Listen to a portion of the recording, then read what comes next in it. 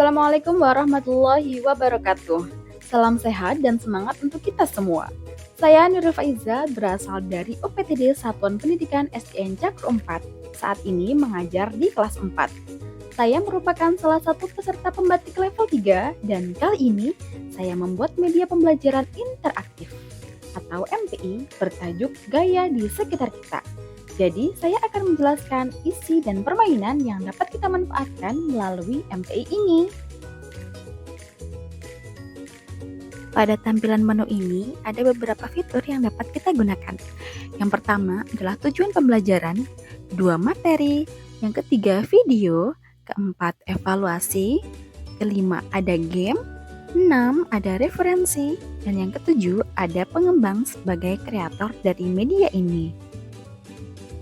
Ini adalah tampilan dari tujuan pembelajaran yang hendak dicapai dalam penggunaan media ini. Yang pertama yaitu, peserta didik mampu menjelaskan pengertian gaya. Kedua, peserta didik mampu menyebutkan berbagai gaya di lingkungan sekitar. Yang ketiga, peserta didik mampu menjelaskan pemanfaatan gaya dalam kehidupan sehari-hari. Selanjutnya, ini adalah tampilan dari materi yaitu gaya. Pada materi ini ada beberapa pembahasan gaya. Yang pertama ada gaya otot, kedua ada gaya gesek, ketiga gaya pegas, keempat gaya magnet, dan yang kelima adalah gaya gravitasi. Nantinya apabila kita klik gambar bata yang berjajar 5, maka akan muncul pembahasan dari masing-masing gaya.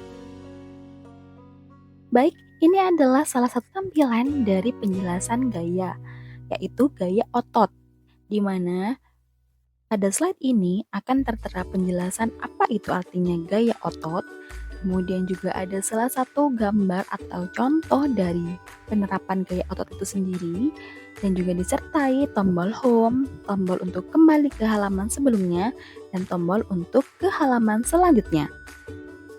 Pada gaya gesek, saya menampilkan penjelasan dan juga ada gambar ketika seseorang anak akan memberhentikan kursi rodanya, yakni tentunya dengan memanfaatkan gaya gesek. Gaya yang ketiga yaitu gaya pegas. Gaya pegas ini terjadi pada benda yang elastis, salah satunya adalah penerapan pada alat permainan yaitu ketapel, di mana ketapel ini menggunakan karet sebagai alat permainannya. Yang keempat adalah gaya magnet. Gaya magnet ini adalah tarikan atau dorongan yang terjadi karena benda magnet. Benda magnet ini bisa menarik benda-benda yang terbuat dari besi. Gaya yang kelima adalah gaya gravitasi. Gaya gravitasi ini adalah gaya yang menarik benda ke pusat gravitasi atau pusat bumi, sehingga benda-benda tidak melayang di udara, termasuk kita dapat berdiri tegak di bumi. Apabila kita mengklik video pembelajaran pada tabel menu yang tadi, maka kita akan menjumpai video pembelajaran tentang gaya di sekitar kita.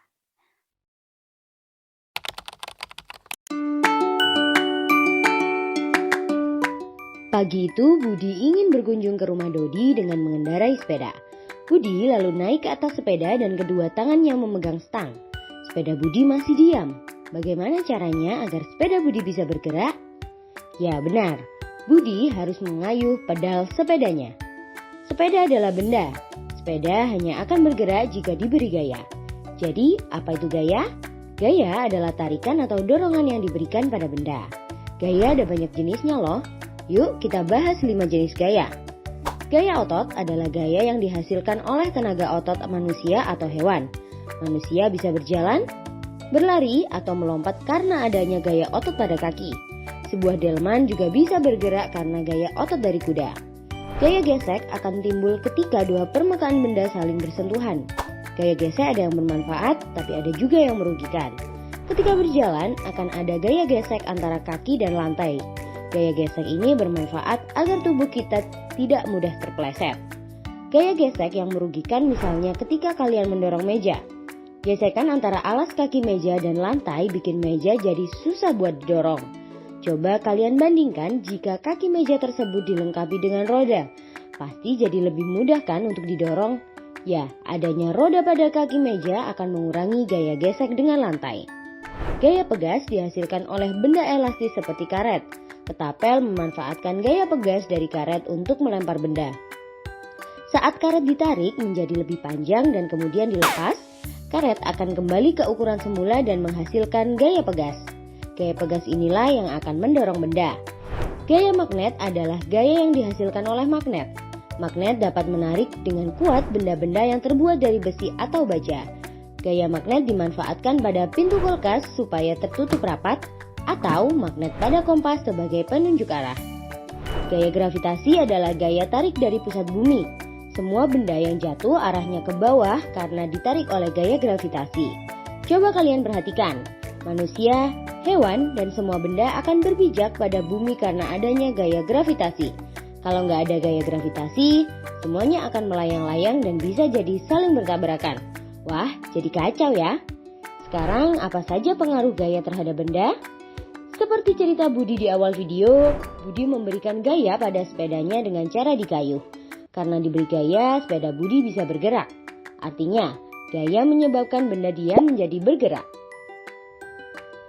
Bagaimana jika Budi mengayuh sepedanya lebih cepat dari biasanya? Ya, sepeda Budi juga akan bergerak lebih cepat. Artinya, gaya dapat mempengaruhi kecepatan gerak benda. Semakin besar gaya yang diberikan, semakin tinggi kecepatan benda.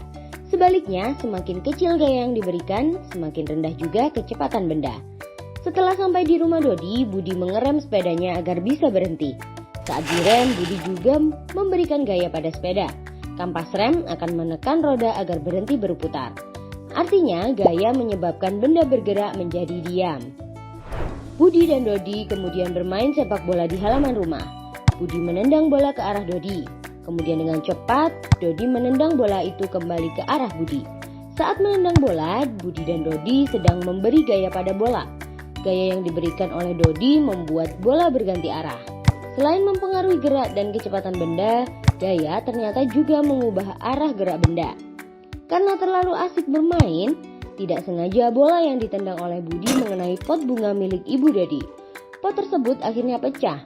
Perhatikan, saat bola mengenai pot bunga, ada gaya yang diberikan pada pot sehingga vas bisa pecah. Artinya gaya dapat mengubah bentuk benda. Wah, ternyata banyak ya pengaruh gaya terhadap benda. Nah, kalau sudah tahu gimana nih biar kita jadi lebih bijak? Tentunya bersyukur ya karena ada gaya yang dapat mempermudah kita melakukan aktivitas sehari-hari. Tapi kita juga harus berhati-hati ya ketika memanfaatkan gaya supaya tidak sampai merusak atau merugikan orang lain. Perhatikan, saat pemain berhasil melempar bola ke dalam ring, kemanakah bola akan bergerak? A. Jatuh ke bawah. B. Memantul ke atas. C. Tetap berada di dalam ring. Jika kalian ingin latihan soal tentang gaya dan gerak, yuk kunjungi website kejarcita.id atau download aplikasi Kejar Cita di Play Store sekarang juga.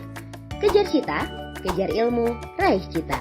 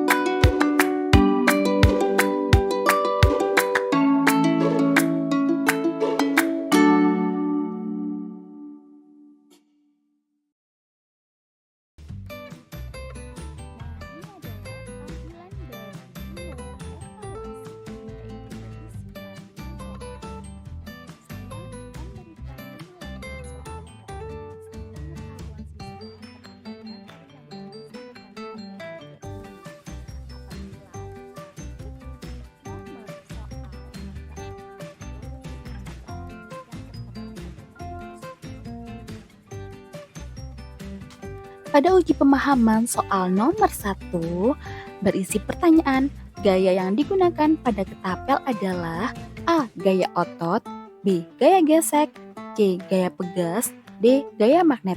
Di sini kita meminta siswa untuk menjawab, boleh secara individu atau secara klasikal di dalam kelas. Pada uji pemahaman nomor 2 berisi pertanyaan, Rudi membuka pintu pagar rumahnya sepulang sekolah. Pintu pagar digerakkan ke arah depan. Jenis gaya yang dilakukan siswa tersebut adalah gaya A. Gaya otot, B. Gaya gesek, C. Gaya pegas, D. Gaya magnet. Ini adalah uji pemahaman di nomor 3, yaitu berisi pertanyaan, rantai pada sepeda seringkali diberi minyak pelumas. Tujuan dari pemberian minyak pelumas adalah titik-titik.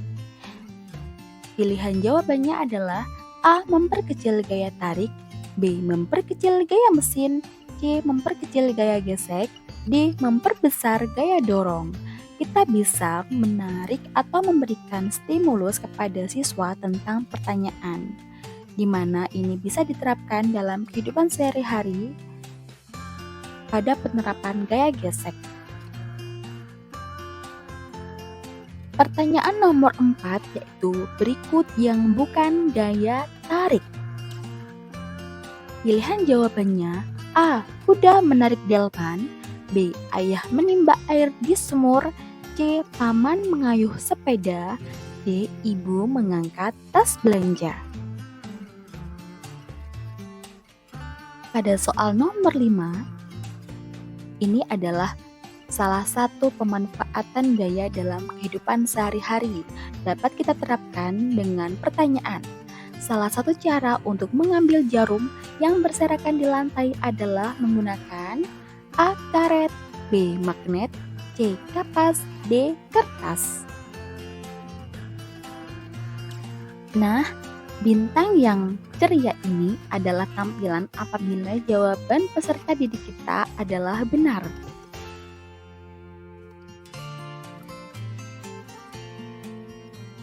Ketika jawaban peserta didik kita masih belum tepat atau salah, akan muncul gambar bintang berwajah murung. Pada hal ini, siswa atau peserta didik kita dapat mengulangi soal yang lain untuk mengasah pengetahuan mereka kembali. Tampilan selanjutnya adalah game atau permainan untuk penerapan pengetahuan atau pemahaman dari materi gaya di sekitar kita di kelas 4.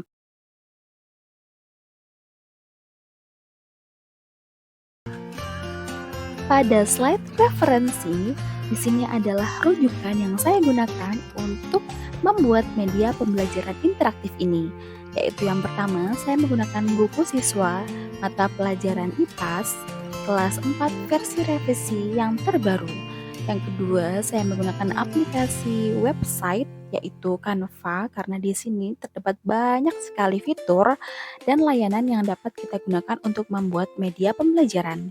Yang ketiga, saya menggunakan media YouTube karena saya mengambil video pembelajaran di sana.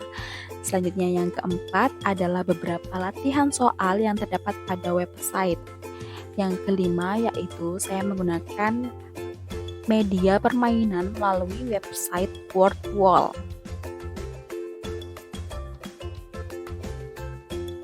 Pada slide pengembang di sini adalah profil saya sebagai kreator dari media pembelajaran interaktif gaya di sekitar kita, yaitu Nuril Faizah SPD, selaku guru kelas 4 yang mengajar di SDN Cakro 4, Dusun Tempuran, Desa Cakro, Kecamatan Kencong, Kabupaten Jember, Provinsi Jawa Timur. Baik, demikianlah penjelasan dari media pembelajaran interaktif atau MPI pada materi gaya di sekitar kita yang saya buat. Semoga bermanfaat untuk Bapak Ibu guru sekalian. Wassalamualaikum warahmatullahi wabarakatuh.